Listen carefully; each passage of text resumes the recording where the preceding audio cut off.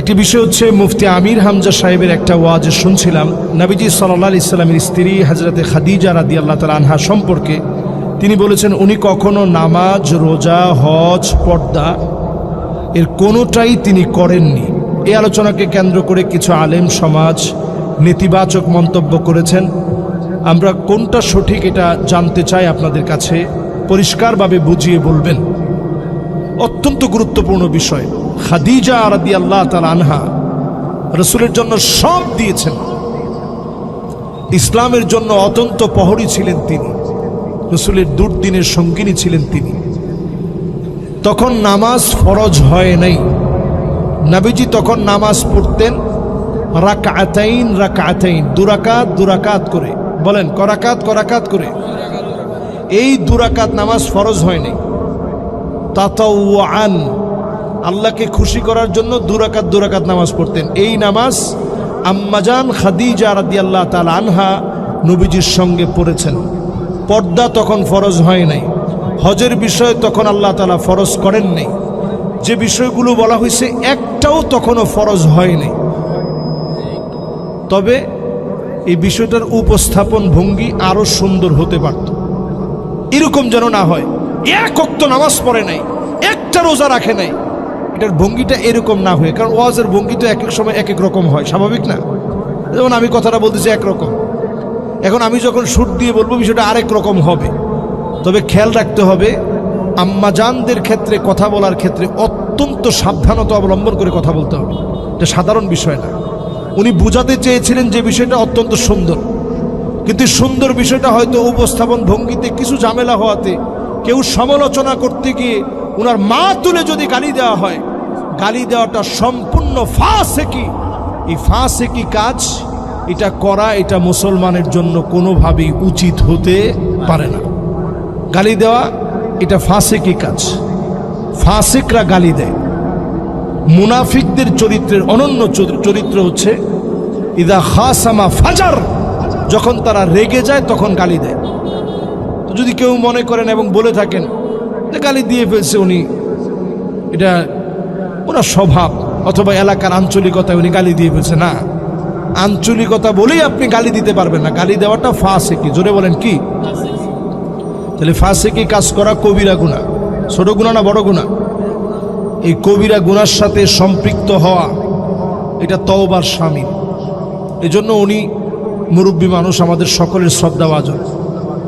আরেকটা বিষয় না বললে না, উনি সরাসরি আমার আব্বার উস্তাদ, যিনি গালিটা দিচ্ছেন, মুহিবুল্লাহ বাবুনগরী হাফিজাহুল্লাহ ওয়া রাআহ। আমি শ্রদ্ধা রেখে বলি, উনি আমার আব্বার উস্তাদ। আমার আব্বা উনার কাছে বাবুনগর মাদ্রাসায় পড়ছেন। তো উনি অত্যন্ত বড় মাপের আলেম, উনার পুরো খানদান অনেক বড় আলেম। এখন হুজুর রাগের মাথায় সন্তানদেরকে অনেক সময় বাপ অনেক কিছু বলে ফেলে। তবে এইরকম কথা যেন আমরা আশা করি না যে কথার কারণে আসলে মানুষ সবাই কষ্ট পায়। এই যে প্রশ্নটা আজকে আসছে, আমি কিন্তু ওয়াজ শেষ করে ফেলছি। এখানে মাহফিল সহ আমার মাহফিলের দায়িত্বশীল, সামনের শ্রোতা সবাই সাক্ষী। মাহফিল শেষ, মোনাজাত শেষ, এরপর আপনারা প্রশ্নটা দিয়েছেন দেখে আমার এই কথাটা বলতে হলো। এই কথাটা বলে আমি শেষ কথা এটাই বলতে চাই, হুজুরের কাছে আমরা ক্ষমা চাই। আমাদের যদি কোনো ভুল ত্রুটি হয়, তিনি যেন আদর করে ওনাদের ছাত্রদেরকে দিয়ে শুধরায় দেন। এইরকম অন্তত গালি, এটা মানুষ অন্তত ওনার কাছ থেকে আশা করে না। উনি যেহেতু বয়োবৃদ্ধ মানুষ, অনেক সময় ওনার স্বাভাবিক ব্যালেন্স ঠিক রাখাটা কঠিন, ব্যালেন্সহীন হয়ে যেতে পারে। এজন্য ওনাদের আশপাশের লোকদেরকে বলবো, সব জিনিস আপনারা হুজুরে দেখাবেন না, হুজুরের সব জিনিস দেখাবেন না। দেখলেই উনি ওনার মেজাজ অনুযায়ী, জালালি তবিয়ত অনুযায়ী অনেক সময় একটু ক্ষিপ্ত হয়ে যেতে পারেন। সব ফেসবুকের নিউজ হুজুরে দেখাতে যাবেন না। হুজুরের খেদমত করতে দেন। এখন হুজুরের খেদমত হচ্ছে ওয়াহদাতুস সাফ, এই জাতির ভিতরে একটা ঐক্য গড়ে তোলা। এই জায়গার মধ্যে যেন আমরা ফাটল তৈরি না করি। মুহিবুল্লাহ বাবুনগরী হুজুর আমার বলতে গেলে যেহেতু আমার আব্বার উস্তাদ, তার মানে আমার তো বতরিকা আউলা আমার উস্তাদ। অসংখ্য আলেম না, লক্ষ লক্ষ আলেমের উস্তাদ, যারা বিভিন্ন জায়গায় বড় বড় মুহাদ্দিস, তাদের উস্তাদ হয়ে ওনার কাছ থেকে বিষয়টা শুনে আমরা একটু কষ্ট পাইছি না? এজন্য আমরা বলবো যে আলেমরা আসলে প্রত্যেকটা কাজ করার ক্ষেত্রে মেপে মেপে করা দরকার। ফানজুরু আম্মান তাখুযুনা দীনাকুম, ওই আলেমদেরকে লক্ষ্য করা উচিত যাদেরকে মানুষ অনুসরণ করে তাদের চুলার গোড়া থেকে শুরু করে পায়ের তালু পর্যন্ত ঠিক করা উচিত। তাহলে মুখের ভাষা কি বাদ যাবে? সবটা ঠিক করা উচিত। এজন্য আমরা কথার মধ্যে যদি কোনো ভুল করি, আল্লাহর হস্তে আল্লাহ আমাদেরকে মাফ করে দিক। আমাদের উস্তাদ মুহিব্বুল্লাহ বাবুনগরী হাফিজাহুল্লাহ ওয়া রাআহ হুজুরকে আল্লাহ তাআলা ক্ষমা করে দিক।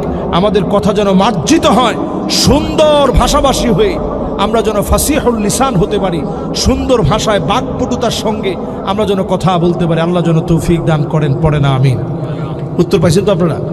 এজন্য আমরা নিজেরাও গালাগালি না করি, কাদা সরাসরি না করি, ওনারাও আমরা মন থেকে দোয়া করি ওনার জন্য, যে উনি যেন ঠিকঠাকভাবে সুন্দরভাবে জাতির নেতৃত্ব দেয়। উনি আমাদের জাতির রাহবার। আল্লাহ যেন ওনাকে এই সময় কবুল করেন, কোনো ফিতনা যেন তৈরি না হয়। আমিন। আসসালামু আলাইকুম ওয়া রাহমাতুল্লাহি ওয়া বারাকাতুহু।